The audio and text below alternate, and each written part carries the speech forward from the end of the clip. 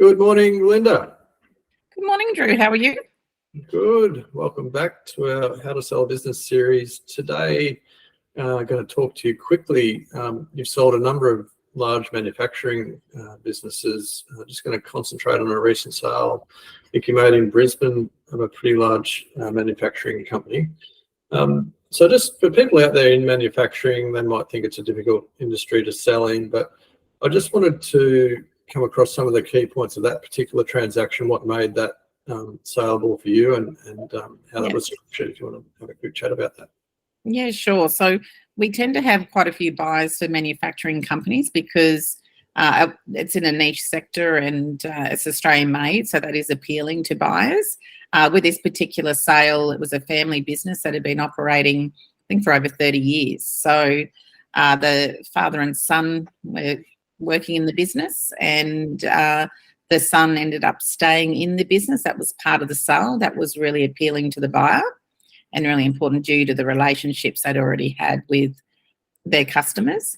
So that transition was a lot easier because the son held the license for that business. Yeah, the building license. Yeah, correct. Yeah, so they held that license, which was quite good. The buyers were from a different manufacturing industry that went into this business looking at expanding, increasing their revenue and acquisition that really benefited their footprint in Brisbane. So that sale went smoothly. We didn't have any issues with that. It had a management team in place, which is appealing as well. I think, for any business that is of a decent size, they really should look at the management team, because that's a draw card for any buyer.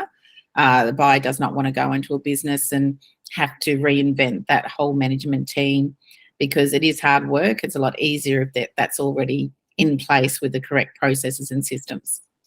That's an interesting point that you make too about the buyers, and this is something that I find you do a lot, is you sold it again to an industry buyer. It was a buyer in manufacturing, not necessarily manufacturing the same product, but it was a bit of a horizontal add-on for those guys. It sort of fitted in with what they were doing. That was a really good find. It's something that you do a lot in your industry. Yeah, it is, because the buyers are looking at increasing their EBIT, and at the end of the day, they will sell. So the higher the EBIT and the higher the multiplier, depending on the industry, but manufacturing is quite sought after. So that was a sale that was quite lucrative for the buyer.